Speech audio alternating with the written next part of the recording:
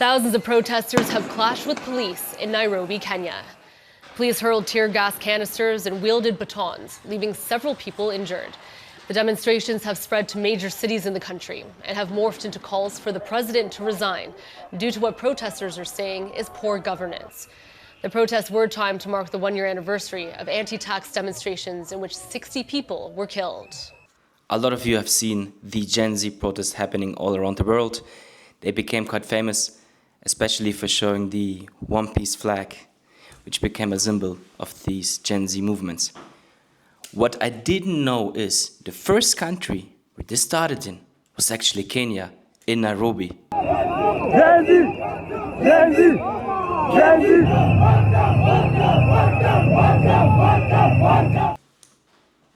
I only found it out when I was on the ground already in Nairobi, so I became very motivated to talk to people about what was going on there. And they had a slogan, and the slogan was called Wan Tam. It's a slang word, a slang sentence you could say for saying one term. It is in regards to the current president called Ruto, and people chanting that they're dissatisfied with his rule and they just want him to stay for one term. Although I have to mention not everybody's Wan Tam, there are some people who are Two Tam. So what I did is I asked many people from all different sorts, all different walks of life, if they're either Wan Tam or Two Tam.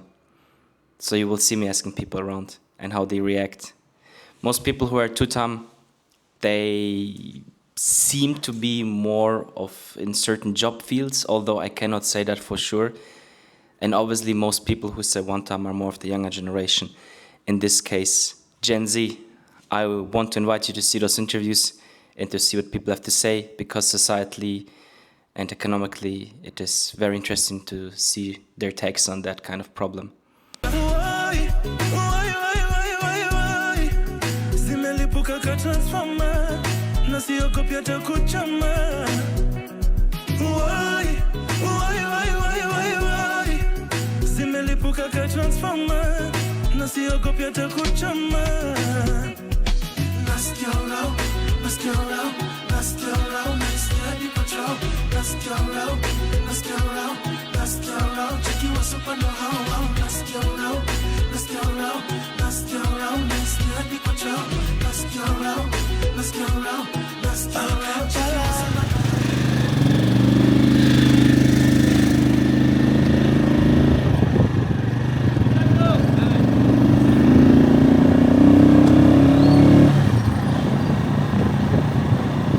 Hey sir, are you Wan Tam or Two Tam? Huh? Are you Wan Tam or Two Tam? I don't vote. You know what? Everybody's Wan Tam. Normally. Me, I'm just there because I do vote. I see. I can say Wan Tam and I don't have the voting card. Ah, you don't have voting card? Ah, I see. I also don't have. Just curious. Yeah. Anyway.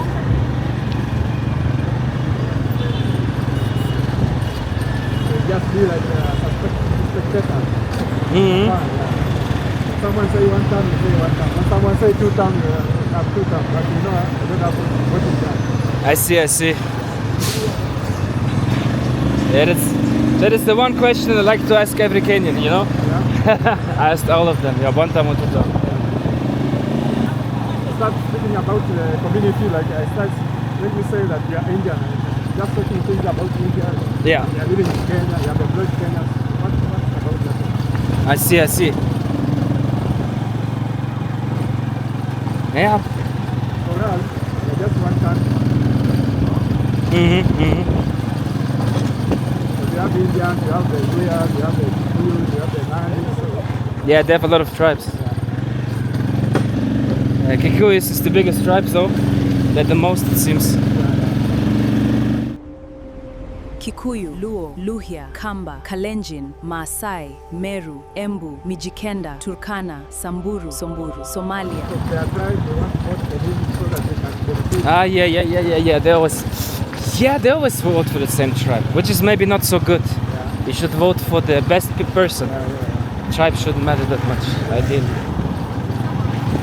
Yeah. Oh, this gate here is okay. You can let me out there. That's fine. Thanks, man. How much do I owe you? What I also found very interesting is how much is being built in Nairobi. You see so many skyscrapers go up. Most of them seem to be built by Chinese contractors. I guess it is part of the Belt and Road Initiative from the Chinese government.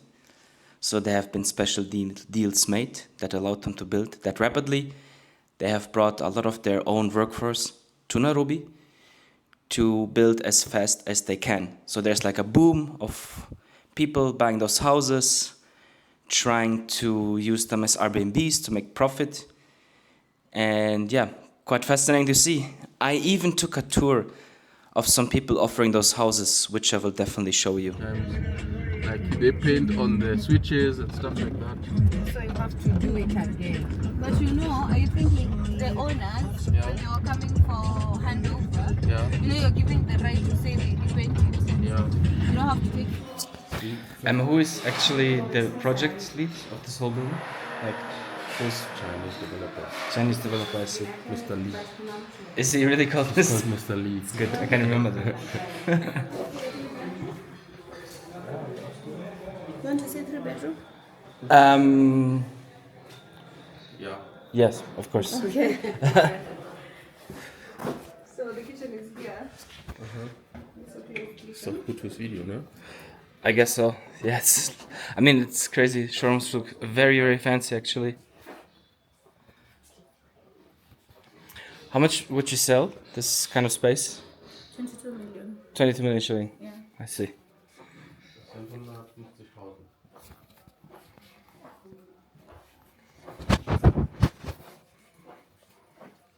And how many square meters does it have? 198.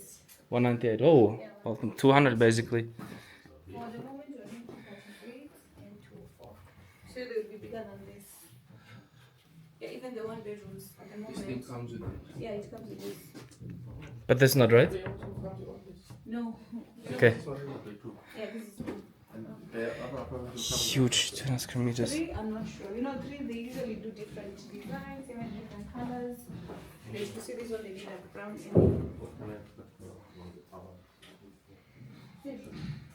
and I'm doing a little bit documentary. Can I ask you a question? Like, what are typical customers you normally have here? Pardon? What are like typical customers that buy into these kind of apartments? All over the place, or like special kind of people? There's no special kind of people. It's all people. There's Kenyans, the people from Uganda, the people in that. Would you say it's more people from abroad or more local people? No, it's just 50-50. 50-50. Ah, Yes. I see. Yeah. I see. If I look at the house I'm staying in right now, this high house at Marina Bay, basically you see that there's so many lockers to be opened by a number. And if you book for Airbnb, which is a very big business here, you know, it's just self-check-in, put in the PIN number, they tell you in chat to Airbnb, and that's it. And there's a whole full wall of it. So already this building where I'm at, they're doing big Airbnb business, and I wonder what will happen if now all these new constructions, which are a lot, by these mainly Chinese contractors, get finished. How will that affect the economy? Yeah. Which one? Pikaturo. Ah, okay. Yeah, it's one of the richer neighborhoods, right?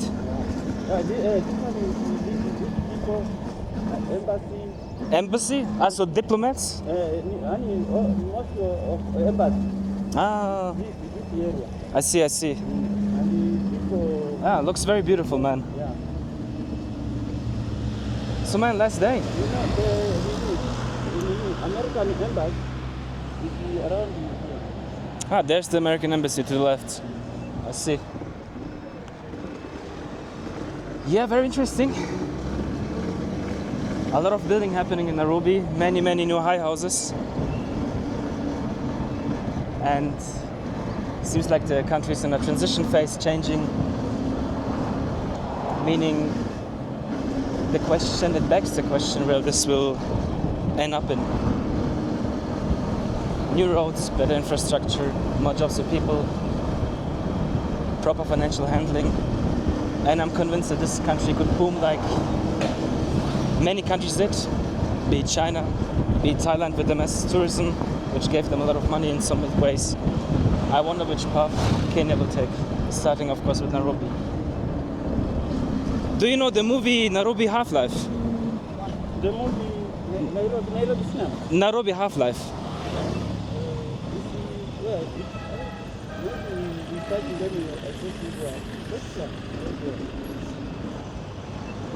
It's okay if you don't know, but to the audience, Nairobi Half-Life is a very, very cool movie to see how Nairobi looked like 10 years ago. To make a comparison to today, which already, in 10 years already changed so much, it's crazy. So yeah, we're on the way to my place, which is in Westlands, which is also more or less in the center. On a Boda Boda. Yeah. I have a feeling that this heart of Kenya, as people call it, will be an inflection point where a lot of superpowers in the world will try to get a hold of it, a piece of it, will try to gain influence. And the Chinese are already doing that to a very high degree, which reminds me of the book Economical Hitman, just from a different country in this case. Other than that, Kenya, a very beautiful place. I enjoy it so much. As you can see, this is like the very expensive buildings. A lot more being built. You've got lots of these billboards. Because since many contractors are building, they're trying to sell all these apartments, which short or middle long term will be used as Airbnbs. Some people come back. Kenyans that grew up in Europe come back to make companies. That happens. It's interesting to see a country that was always considered third world trying in its own way to push to second and third world. So innovation, hard work, believing in a good future is what it is about. By the way, there's a movie I can recommend so much. I liked it very, very much. Nairobi Half-Life. Watch the movie. You will see how Nairobi looked like 10 years ago. And if you compare it to today, you will see that there's about, I don't know, like 5 or 10 times more skyscrapers than was before.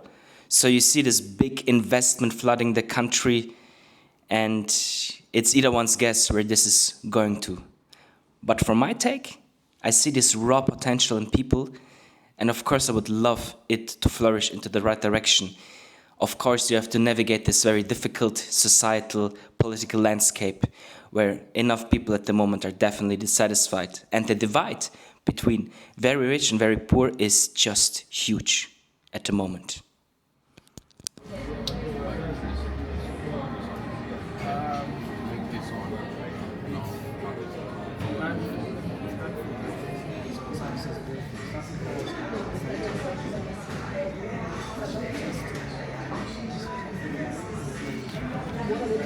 Hey man, nice to meet you. What's your name? My name is Francis. I am a student data scientist and a software engineer. Nice. Have you lived your whole life in Nairobi? Yes, I have. Yeah. Cool. So what do you do? Tell me something about your endeavors, your plans, your dreams. Off my screens, I play football, number 11 or 7, depends. Cool. Yeah. But aside from all that, I just love making websites for people, being passionate about my work. Mm-hmm. And I'm just starting out actually. I am a solo proprietor of Yeah, but you already have 5 clients. That's quite impressive. Yeah. It's very exciting actually. Damn. So when you will quit your studies probably because you make enough money. Yeah, I'm not there yet, but Okay. I really value also education.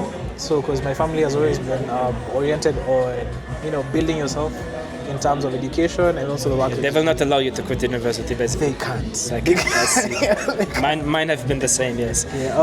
Okay. Now you get me. I get you. Yeah. Cool. I will show an image of your website. You probably have one, right? Yes. Cool. So, like for your clients, you like into web a lot, into like backend. What is like your passion in software engineering? My passion if I was to choose between front end and back end, Yes. I'd probably pick front end because I like the appeal. that it You gives like the clients. design? Yes, very much so. Yeah. So once clients, because for backends, people can't see like the structure and everything, but for front end designs, they can see how beautiful the work turns out. So mostly, if I was told to pick, I'd pick the front end design, but I do both. So I usually try to maximize efficiency on what I build for clients. Do you have any favorite tech like backend, front-end languages, frameworks? Yes, I use the MERN stack. That is MERN, the MS SQL database, Express.js, React Native, and Node.js for my backend. Cool. Like, it's my first time in Nairobi, and you know what impressed me the most? It was M-Pesa. I was like, this is something Kenyans actually advanced in. Yeah. And it's so cool to see that even like the normal street vendor uses that. Yes. I've never seen it anywhere else in the world. And for me it's like, okay, there's some potential in this country. Yeah. And from your personal perspective, do you think Kenya is going into the right direction? Do you think it will be like an even stronger tech hub maybe in the future? How do you see it developing? What is your opinion? Kenya has a lot of potential. I can tell you that for sure. The things people are building, people are starting to think of startups at early ages, like 17, 18, 19, 20. So big like startup scene? Yeah. Actually, I'm on the verge of making one. I'm more of an executioner, so I'm trying to find a nice idea to build up on that can be my startup. But the potential here is so wide. Like for example, you see how they Stripe? Stripe is also the same as M-Pesa. It's just that M-Pesa is more East African based, so that's Kenya, Tanzania, and Uganda. But like with everything I've seen from tech expos, from my school, from basically interacting with people in tech or even agriculture or business, we have so much potential. Nice. You told me, like, since you're into data science and you're studying AI at the moment, you told me like you had an idea, something with traffic? Yes. So currently in Kenya we face a really big issue with fuel. Fuel? Yes. Too expensive, right? Yes, it's very, very expensive. So I wanted to build up a site, a web app or a mobile application that allows users to say the stations that have fuel, because recently when I was driving with my mom, we had difficulty in finding fuel. We had to go through like 6 different stations to look for fuel. They were like empty. Yeah, but we were running on fumes. I mean, I've talked to people. There were even people on strike, the bus drivers and shit. No fuel, too expensive. It's a bit sad. So I've been trying to think of a way that I can build a platform where Kenyans can be more open to saying this station has fuel, this station doesn't have fuel, so that people don't burn out the remaining fuel that they have. That's a good idea, man. Yeah. You should try that. Like seriously, that's a good idea. That would help. It's the same way how on Kenyan radio stations, for example, there's one called Kiss FM. It's 100.3. That's the frequency. So when people log on there, they can say which areas of the road have high traffic and low traffic. That's how people are able to navigate through. So they listen to the radio station, like this road here. How people can listen to CarPlay. And that is probably even faster than Google Maps, right? Because there's a big delay, I can imagine. Yeah, Google Maps actually is really advanced, but I just wanted a platform where Google Maps can like show you the roads that have traffic and whatnot, but it can't tell you which stations have fuel in the current state that we're in. So that's where I got my idea. Yeah, man, I can't even imagine like, okay, if you show which has fuel, which not. Yeah. Maybe people can even then do bargaining between each other, so there's like a mini new economy. It's interesting. Yeah. I hope I see that in the future. I want to build it, and you will be the first to know. Perfect, man. Yeah. I thank you for the interview. It was very interesting. Thank you for having me, actually. This is a very big pleasure. Thanks. So like here the menu is in Japanese. It's like a Suzuki. Like up there also. Like those are cars you only see in Japan, man. But they sell them here. Yeah, that's very funny. There's many Japanese cars driving here on the road in Nairobi. Just say anything you want. Like in Nairobi, generally, what do you think are like I could something like this. Like, what do you think are like the biggest problems normal citizens like face? What would you say? I can just say, there's a lot of taxes, eh? A lot of taxes? Yes. So we don't need that kind of taxes, we don't like it. You don't like it? Yeah. Also, there was protests because fuel has been increasing. Yes. That's the thing. And also not enough jobs, right? Many young people don't have a job. Yeah. They don't have a job. Do you like your job? Is it comfortable driving Uber? Yeah. Is it good money or so-so? Then it's not good, and just like let me just say not good and not bad. Not good, not bad. Yeah, because we don't have any other job, right? I see. So they want to tax So you take what you get. Yeah, they can go into buy goods. They can go to your account for maybe buy goods, your M-Pesa, and they can take money from you, from your M-Pesa. So every without time you do a transaction, they take, right? they take. Yeah. So there are more taxes: sending money, tax; receiving money, tax. Yeah, something like that. Do they already take the M-Pesa right now? Is it already happening? Not now. Not but, now. But they are They going plan. to introduce. Oh They my are God. planning to do that. Then people will go on the street and revolt, right? That is not good. Yeah. Damn. So the taxes is very high. Yeah. And also, many young people have problems finding job, right? Finding jobs, no jobs opportunity. Yeah. And is the government doing anything to make that better or nothing? Like, do they have programs to create new jobs or? You know what? Even the young people, they are tired for looking jobs. Yeah, I can imagine. They know if they get job, the tax will cost them high cost. You see, you'll get like KLA will take a lot of money, some health, some useless process. Yeah. So it's not even. So you don't have much motivation to work. If I get job from the government, maybe I earn 50,000. Yeah. Maybe every month I'll get like 40 or 30. Because of taxes. Because of taxes. Yeah, that's not. So, I see. It doesn't make sense. It was like for 50,000 and you receive 40 or 30. Yeah. It doesn't make sense. It would only make sense if the government is using that money to make life better. But if you still struggle, life is not getting better, no good services like free healthcare, it's a problem. Without finding job or looking for a job for the government, I rather buy this car and work for myself. Yeah, yes. I have freedom. No, I understand. I understand. On the highway, on the road, he was behind me. I felt very comfortable. So I just got my license recently. Hey Edmund. Yes, Tell hi. me something about the shop, where you're located and what do you do? So my name is Edmund. I'm the tour guide and the technician as well. We are at Westland Sports Road, a company called AMT Motorcycle Adventure. So we do rentals for the motorcycle. Mostly we have Kibo 250cc, which we do for the adventures. And we have even a bigger one, that is Vogue 300cc. Yeah. Like for example, in Kenya, the largest tribe in Kenya is Kikuyu. It's Kikuyu. So the Kikuyu was the first people to get there, that chance to get the presidential candidate. The first president was Kikuyu. Yeah, was Kikuyu. That is Jomo Kenyatta.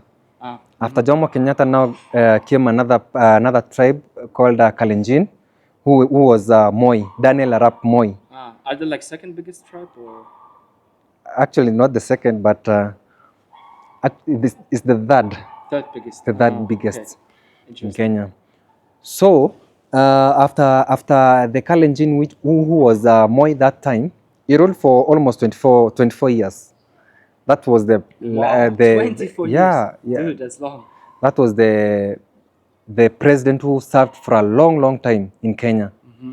Then after Moi, then came to Mwai Kibaki. Mwai Kibaki is from Kikuyu, and then from Moi Kibaki, then came another Kikuyu called Uhuru Kenyatta. I see. You see that channel? We started Kikuyu, Kalenjin, Kikuyu. Then right now we have Kalenjin, who is William Samoei Ruto. But now the Kenyan political, want to become a president, you will not go without a Kikuyu.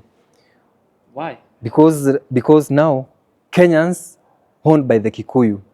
I see. Me myself, I'm from Kikuyu. So you see the population of the Kenya has a lot of Kikuyu. So you see those who voting or those who having a lot of powers or a lot of They vote Kikuyu. the Kikuyu. Yes. Okay.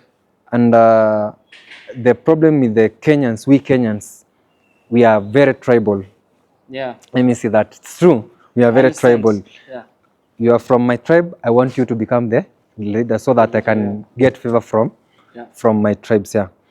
So like, for example, right now, the William Ruto is a president and he is from Kalenjin. So he is giving those high seats or those high to Kalenjin now because he is from Kalenjin.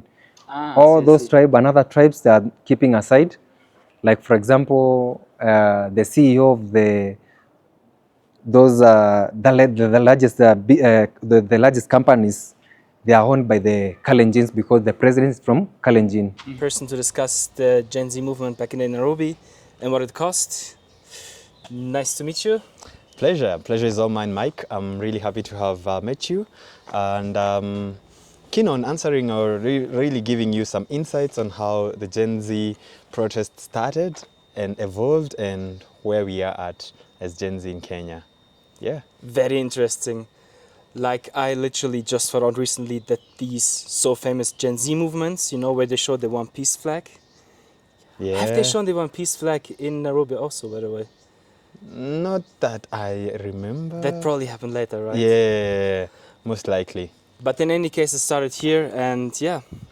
For somebody who has no idea about it, give me a rundown of how that happened and why that even happened. Sure. So back in 2025, the month being June, which we are in this year, well, not actually last year, 2024.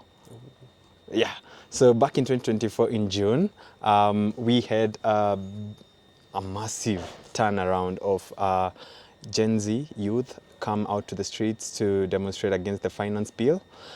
It was quite an unbelievable scene to be in, and I, being part of it, happened to participate and exercise my rights.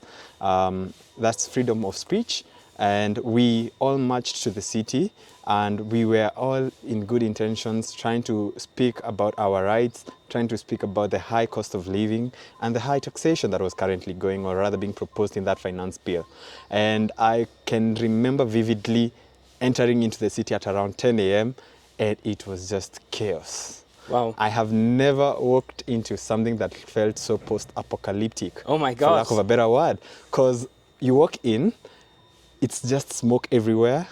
It's just tear gas raining in the air, and you can see the tensions really spiraling. And I remember vividly trying to walk towards Nyayo House.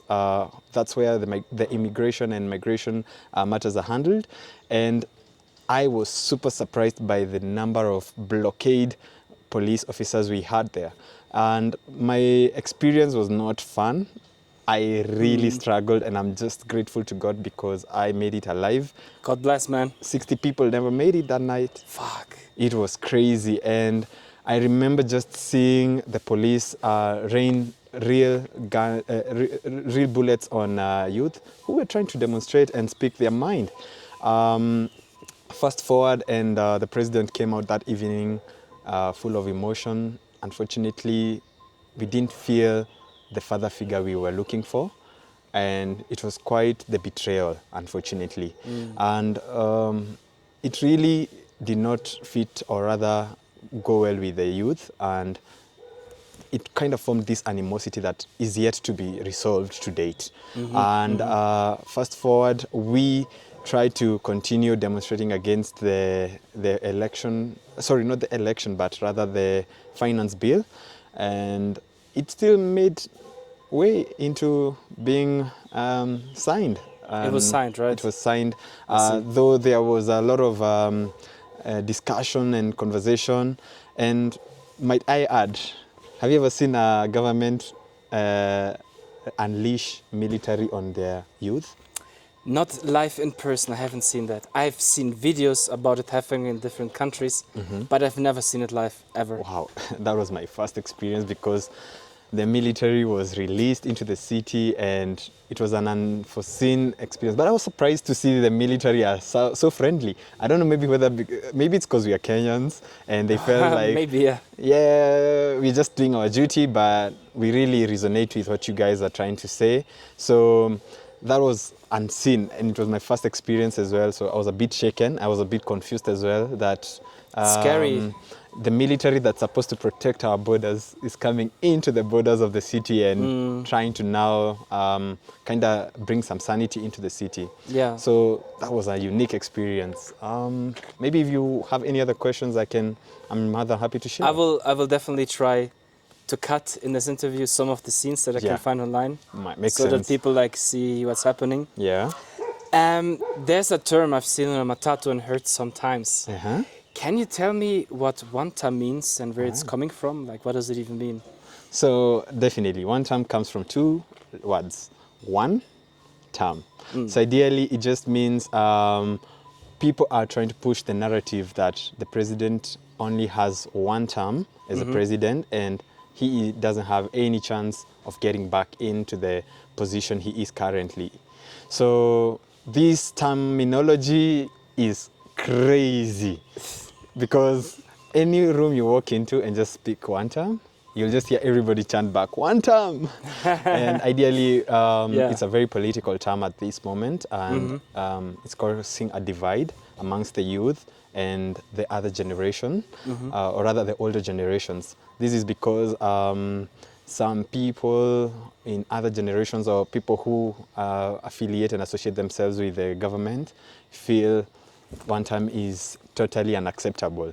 So there is this generational conflict, basically. It's somehow a generational conflict aspect. And ideally, we foresee this transiting into not only a generational thing, but also something that's going to divide classes.